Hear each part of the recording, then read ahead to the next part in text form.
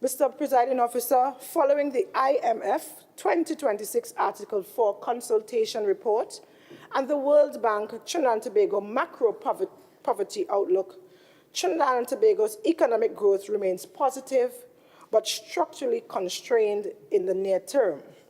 The near-term growth is projected to slow down to 0.7%, to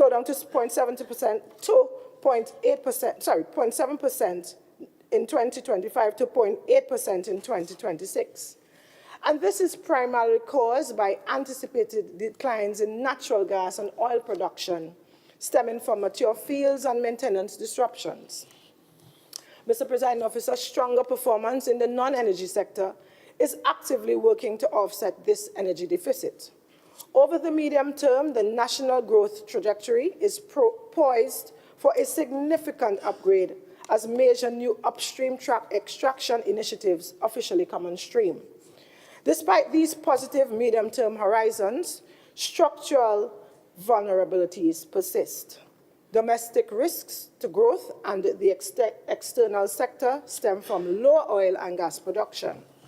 Policy slippages and persistent foreign exchange shortages may weaken market confidence, and externally elevated global uncertainty and tighter financial conditions pose additional risks for national economic growth.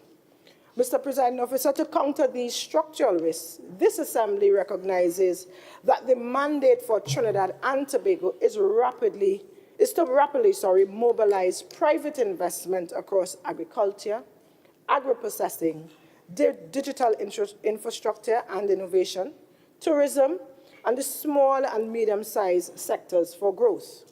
Therefore, at the national level, the macroeconomic landscape demands a highly strategic, calibrated fiscal response from the central government and the THA. Mr. Presiding Officer, it is worth mentioning here that oil prices moved from approximately $62.09 per barrel in Q1 to $77.64 per barrel in Q2, while gas prices averaged at $4.20 US per MMBTU, broadly in line with the national budgeted assumption of $73.25 US per barrel and $4.25 US per MMBTU. Relatedly, on June 12, 2026, Moody's, the international rating agency, elevated Trinidad and Tobago's outlook from negative to stable and affirmed the country's Ba2 rating.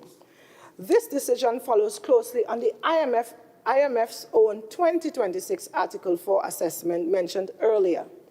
Moody's explicitly attributed this improvement to the deliberate choices made by the central government, namely proactive debt management and strengthening the country's financial buffers. And these developments have led the central government to increase the national budgeted expenditure for the current year, fiscal 2026, by a further $2.9 billion, and to increase the allocation to the THA by $94 million, taking it to a total of $3.06 billion.